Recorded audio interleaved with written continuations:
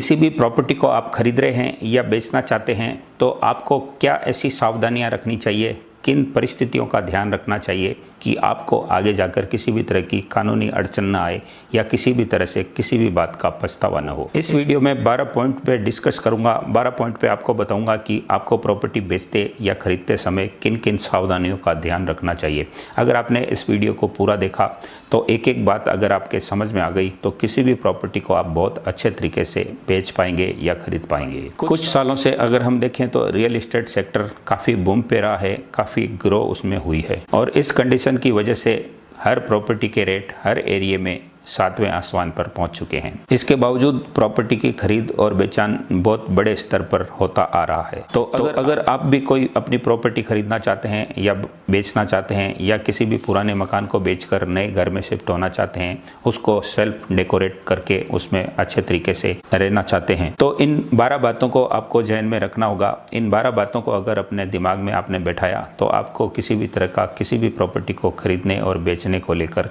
पछतावा नहीं रहेगा। और अगर इन 12 बातों में से एक भी पॉइंट को आपने मिस किया, एक भी पॉइंट को आपने छोड़ दिया, तो फिर आपको इसका हर्जाना बहुत बड़ा नुकसान के रूप में उठाना पड़ सकता है। और चूंकि प्रॉपर्टी खरीदना और बेचना एक बड़ा काम है, बड़ी डील होती है, इसमें अगर मेरे बताए गए टिप्स को आपने फॉलो नहीं किया तो आपको किसी भी तरह का बड़ा नुकसान होने की संभावना इसमें बहुत ज़्यादा बन जाती है। प्रॉपर्टी के अलावा भी इन्वेस्टमेंट के काफ़ी ऑप्शन होते हैं, लेकिन प्रॉपर्टी में जिस तरह की ग्रो होती है, जिस तरह का सेल्फ इन्वेस्टमेंट होता है, उसको लेकर हर व्यक्ति प्रॉपर्टी में इन्वेस्टमेंट करना चाहता है। और इसका एकमात्र कारण यही है कि प्रॉपर्टी में ग्रो अच्छी मिलती है। पिछले सालों का अगर रिकॉर्ड उठा के देखें तो प्रॉपर्टी में काफ़ी अच्छी वृद्धि देखने को मिली है और प्रॉपर्टी के रेट 7वें आसमान पे पहुंचने के बावजूद हर व्यक्ति प्रॉपर्टी में इन्वेस्टमेंट करके अपने पुराने घर को बदलकर या बेचकर नई प्रॉपर्टी लेकर उसमें रहना चाहता है। तो इसमें एक छोटी सी गलती आपके पैसों को बर्बाद कर सकती है, आपको उलझा सकती है, कानूनी पछड़े में डाल सकती है, कोर्ट कचहरी के चक्कर लगवा सकती है। और अगर आपने मेरे बताए गए 12 टिप्स को फॉलो किया तो आप इन सभी मुश्किलों से और सभी कठिनाइयों से बचे रहेंगे। और अगर आपने इन 12 टिप्स को फॉलो नहीं किया तो आप मेंटली टॉर्चर होंगे, विपरीत परिस्थितियों का आपको सामना करना पड़ सकता है, अनावश्यक कोर्ट कचहरी के चक्कर लगाने पड़ सकते हैं, गलत आरोप का सामना करना पड़ सकता है। और अगर आप इन विपरीत परिस्थितियों का, मुश्किलों का सामना नहीं करना चाहते तो मेरे इन 12 बताए गए टिप्स को एक एक करके आपको बारीकी से ध्यान से देखना है। वीडियो को पूरा देखेंगे तभी सारी बातें समझ में आएगी। और लास्ट के जो 2 पॉइंट मैं आपको बताऊंगा वो बहुत ज़्यादा इंपॉर्टेंट हैं, यानी कि 11 नंबर और 12 नंबर पॉइंट्स आपको स्पेशली ज़रूर देखना चाहिए। दोस्तों, इसी सब्जेक्ट से संबंधित यूट्यूब पे मेरा ऑलरेडी एक वीडियो है जिसको अब तक 3 लाख से ज़्यादा लोग देख चुके हैं, लेकिन इस सब्जेक्ट में बहुत सारी चीज़ें ऐसी हैं जो उस वीडियो में नहीं बता पाए थे। अब आगे हम 1 या 2 या 3 वीडियो इसी सीरीज़ पर लेकर आएंगे जिसमें प्रिकॉशंस रहेगी कि किसी भी प्रॉपर्टी को खरीदते या बेचते टाइम किन सावधानियों का हम पालन करें, ध्यान रखें कि हमें किसी भी तरह की प्रॉपर्टी को खरीदने या बेचने में किसी भी तरह के नुकसान का सामना नहीं करना पड़े। तो सबसे पहले अगर आप कोई प्रॉपर्टी को खरीदना चाहते हैं या बेचना चाहते हैं तो सबसे पहला आपको काम किसी रियल एस्टेट एजेंट या ब्रोकर से मिलना होगा, उसको अपनी प्रॉपर्टी की स्थिति बतानी होगी और उस प्रॉपर्टी से संबंधित मोल भाव या मार्केट वैल्यू उस रियल एस्टेट एजेंट से आप बहुत अच्छे तरीके से पता कर सकते हैं। इससे फ़ायदा ये होगा कि आपको उस प्रॉपर्टी को बेचने में रेट का नुकसान नहीं होगा, यानी कि आपके पास एग्जैक्ट रेट उसकी आ जाएगी। वहीं पर आप खरीदना चाहते हैं तो रियल एस्टेट एजेंट से आपको उस प्रॉपर्टी की मार्केट वैल्यू पता चल जाएगी। वहीं अगर आप किसी प्रॉपर्टी को बेचना चाहते हैं तो रियल एस्टेट आपको मोल भाव, उस प्रॉपर्टी के डॉक्यूमेंट्स, किस तरह से उसको बेचना है, ये सारी बातें बेहतर तरीके से समझा और बता सकेगा और आपकी एक बेहतर डील करवा सकेगा। दूसरा पॉइंट है दोस्तों कि आपको किसी भी प्रॉपर्टी को खरीदने या बेचने के लिए आजकल सोशल मीडिया का ज़माना है, तो फेसबुक हुआ, व्हाट्सएप हुआ, इनके तमाम ग्रुप्स में रियल एस्टेट के भी काफ़ी ग्रुप्स होते हैं। उसमें अगर आप कोई प्रॉपर्टी बेचना चाहते हैं तो आप उसकी वहाँ डिटेल डाल सकते हैं,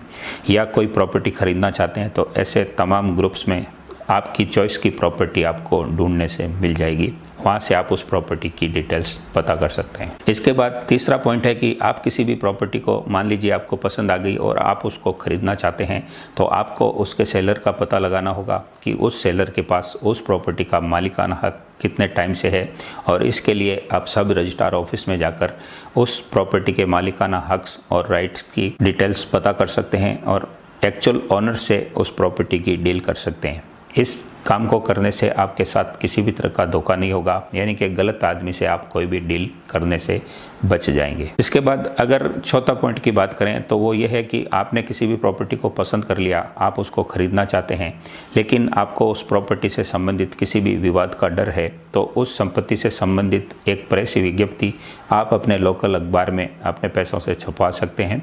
और उसमें ये डिटेल डाल सकते हैं कि इस प्रॉपर्टी से संबंधित किसी भी तरह का कोई वाद विवाद हो तो वो व्यक्ति इतने दिन में संपर्क करें। ऐसा होने से उस संपत्ति से संबंधित किसी भी विवाद का अगर कोई इश्यू है तो वो आपके सामने आ जाएगा, और अगर गलती से आपने उस प्रॉपर्टी को, उस विज्ञप्ति को और उस विवाद से पहले खरीद लिया तो फिर बाद में आपको कोर्ट कचहरी और मुकदमे का सामना करना पड़ सकता है। तो आप ये करने से इस झमेले से बच जाएंगे। इसके बाद पांचवा पॉइंट आपको ये ध्यान रखना है कि किसी भी प्रॉपर्टी को खरीदने का जब आप करार करें तो उसके लिए एक सेल एग्रीमेंट उस प्रॉपर्टी को बेचने वाले से ज़रूर करवाएं। उसमें उस प्रॉपर्टी से संबंधित डिटेल, उस प्रॉपर्टी की डील कितने हुई है, उस प्रॉपर्टी के एडवांस के तौर पर आपने कितना पैसा दिया है और उस प्रॉपर्टी की रजिस्ट्री आप कितने दिन के बाद करवाने के लिए एग्री होंगे। और इसके बाद तय समय के बाद उस प्रॉपर्टी की रजिस्ट्री यानी कि सेल डीड आप सब रजिस्ट्रार ऑफिस में जाकर करवाकर उस प्रॉपर्टी का कब्जा और उसके तमाम चैनल डॉक्यूमेंट्स प्राप्त कर सकते हैं। सेल एग्रीमेंट करवाने का सबसे बड़ा फायदा ये होगा कि आपकी प्रॉपर्टी का एडवांस देने से लेकर रजिस्ट्री के टाइम के बीच का जो भी टाइम पीरियड है, उस टाइम पीरियड में दोनों पक्ष उस संपत्ति से संबंधित सेल एग्रीमेंट में लिखी गई शर्तों का पालन करेंगे और उसके लिए पाबंद रहेंगे। और अगर आपने वहीं पर सेल एग्रीमेंट नहीं करवाया, ज़बानी आपने कोई डील की, तो उसमें प्रॉपर्टी बेचने वाले का मन बदल सकता है और ख़रीदने वाले का भी मन बदल सकता है, और ऐसी कंडीशन में वाद विवाद और झगड़े की नौबत आ सकती है। छठे पॉइंट की बात करें तो वो ये है कि सेल एग्रीमेंट में आपको तमाम शर्तों को स्पष्ट रूप से लिखवा लेना चाहिए कि कितने में डील हुई, कितने में आपको उस प्रॉपर्टी की रजिस्ट्री करवानी है, कितने दिन बाद करवानी है। इसके बाद प्रॉपर्टी बेचने वाले को उसमें एक पॉइंट ये ऐड करवा देना चाहिए कि तमाम प्रॉपर्टी की पेमेंट आने के बाद, उस प्रॉपर्टी की रजिस्ट्री होने के बाद ही उस प्रॉपर्टी का कब्जा खरीदार को सुपुर्द किया जाएगा। इसमें प्रॉपर्टी बेचने वाले का पहलू ये है कि वह अगर पहले कब्जा दे देगा तो उसकी प्रॉपर्टी की रजिस्ट्री होने में देर हो सकती है, खरीदार उसको चक्कर लगवा सकता है। इसलिए रजिस्ट्री से पहले उसको किसी भी तरह का कब्जा नहीं देने की एक कंडीशन सेल एग्रीमेंट में ज़रूर लिखवा देनी चाहिए। इसके बाद अगर आपको सेल डीड बनाने की बारी आए और जिस वक्त आप सेल डीड की डीड बनवा रहे होते हैं तो उसमें उस प्रॉपर्टी से संबंधित पूरी डिटेल को मेंशन करवा देनी चाहिए। उस प्रॉपर्टी की साइज़ क्या है, उसका नाप क्या है, उसके पास पड़ोस क्या है, उस प्रॉपर्टी की रजिस्ट्री कितने अमाउंट में करवाई जा रही है, और उसके साथ साथ उस प्रॉपर्टी से संबंधित साइट प्लान की डिटेल भी उस सेल डीड में बहुत अच्छे तरीके से बारीकी से आपको ध्यान करके लिखवा लेनी चाहिए। कई बार एक छोटी सी गलती आपको बहुत बड़े हर्जाने के स्वरूप भुगतनी पड़ सकती है। अगर आपने एक छोटी सी गलती, एक उदाहरण के तौर पे आपके बताना चाहूँगा कि एक प्लॉट जिसका नंबर 95 था और 59 उसमें ऐड गलती से हो गया। इसके बाद उस प्रॉपर्टी के लिए उस व्यक्ति को बहुत ज़्यादा मशक्क़त करनी पड़ी और उस प्रॉपर्टी के सेलर को एक्स्ट्रा पैसे देकर एक करेक्शन डीड उसको बनवानी पड़ी। तो ऐसी किसी भी मुश्किल से बचने के लिए आपको ये चाहिए कि उस सेल डीड को बारीकी से पढ़ने के बाद, उसकी तमाम डिटेल को जानने के बाद ही अपनी प्रॉपर्टी की रजिस्ट्री करवाएं। अब जो 8वां पॉइंट है उसकी बात करेंगे कि किसी भी प्रॉपर्टी के सेल एग्रीमेंट को अगर निष्पादित करवा रहे हैं तो उसमें अपने 2 गवाहों की गवाही जरूर करवाएं, उनके सिग्नेचर जरूर करवाएं, और अगर आप अपनी प्रॉपर्टी की सेल डीड करवा रहे हैं तो उसमें भी अपने फेवर के 2 गवाहों की गवाही जरूर करवाएं। इसमें होगा ये कि सेल एग्रीमेंट से संबंधित अगर कोई विवाद होता है तो वो दोनों गवाह कोर्ट में आपके फेवर में गवाही देंगे। वहीं पर अगर सेल डीड में किसी तरह का वो कोई विवाद सामने आता है तो वो दोनों गवाह आपके फेवर में कोर्ट में गवाही देंगे। इसके बाद 9वां पॉइंट ये है कि जब आप प्रॉपर्टी खरीदने का सोचें और सेल एग्रीमेंट करवाएं तो उसमें उन दोनों पक्षों को, यानी कि खरीदार को और प्रॉपर्टी बेचने वाले को, उसमें लिखी गई तमाम शर्तों को पालन करने के लिए एक टाइम पीरियड और एक सीमा निश्चित करें, यानी कि एक फिक्स निश्चित डेट उसमें ज़रूर डालें कि इतने टाइम के बाद उस प्रॉपर्टी की रजिस्ट्री करवा ली जाएगी। इसका फ़ायदा ये होगा कि समय गुजरने के बाद दोनों पक्ष उसका उल्लंघन अगर करते हैं तो उनको इसका नुकसान उठाना पड़ेगा, और तय सीमा के अंदर दोनों पक्ष उस प्रॉपर्टी की रजिस्ट्री करवा देते हैं तो दोनों का ही फायदा होगा। इसके बाद का पॉइंट ये है दोस्तों कि कोई भी प्रॉपर्टी आप बेचना चाहते हैं तो उस प्रॉपर्टी से संबंधित तमाम दस्तावेज यानी कि चैनल डॉक्यूमेंट्स को आपको इकट्ठे करके एक ही जगह एक ही एनवेलप में डालकर रख लेने चाहिए। एट ए टाइम रजिस्ट्री या एग्रीमेंट के टाइम आपको कोई भी दस्तावेज मिस होने की वजह से आपकी डील खटाई में न पड़ जाए। इसके अलावा उस आपकी संपत्ति से संबंधित कोई भी एनओसी या किसी भी तरह का कोई लीज का प्रमाण पत्र आपके पास नहीं है तो उसको आपको कलेक्ट कर लेना चाहिए। इसके बाद का जो पॉइंट है कि आप अपनी संपत्ति किसी को भी बेचना चाह रहे हैं और खरीदार को ये चाहिए कि उस संपत्ति से संबंधित एक सब रजिस्ट्रार ऑफिस से इनकम ब्रेंच सर्टिफिकेट मिलता है, उसको निकलवा लें। उसमें कुछ चार्ज देना पड़ता है, उससे आपको ये पता चल जाएगा कि उस संपत्ति पर किसी भी प्रकार का किसी भी बैंक से कोई लोन तो नहीं लिया हुआ है। कई बार ऐसा होता है कि किसी भी संपत्ति पे लोन लिया हुआ होता है और खरीदार उस प्रॉपर्टी को खरीद लेता है और बाद में उसको पता चलता है कि इस प्रॉपर्टी पर किसी भी बैंक से लोन लिया हुआ है या किसी भी ऐसे फाइनेंसर के पास उस प्रॉपर्टी की फाइल गिरवी पड़ी है। तो चूंकि वो एडवांस के तौर पर अमाउंट दे चुका होता है और ऐसी स्थिति में वह फंस जाता है। तो आपको इस बात का पहले से ही पता कर लेना चाहिए कि उस प्रॉपर्टी पर किसी भी तरह का कोई बैंक लोन तो नहीं है। इसका बाद का जो पॉइंट है दोस्तों कि आपको उस प्रॉपर्टी पे अगर लोन का पता चल जाए तो आपको सेल एग्रीमेंट में उस लोन को किस तरह से प्रॉपर्टी बेचने वाला चुकाएगा, उस लोन का निपटारा किस तरह से किया जाएगा और उसमें क्या क्या शर्तें क्या क्या कंडीशंस रहेंगी, इस बात को आपको सेल एग्रीमेंट में ज़रूर मेंशन करवा लेना चाहिए। तो इस प्रकार से प्रॉपर्टी खरीदने या बेचने से पहले ये तमाम सारे कामों को आपको ध्यान में रखना चाहिए, अपने दिमाग में फीड कर लेना चाहिए।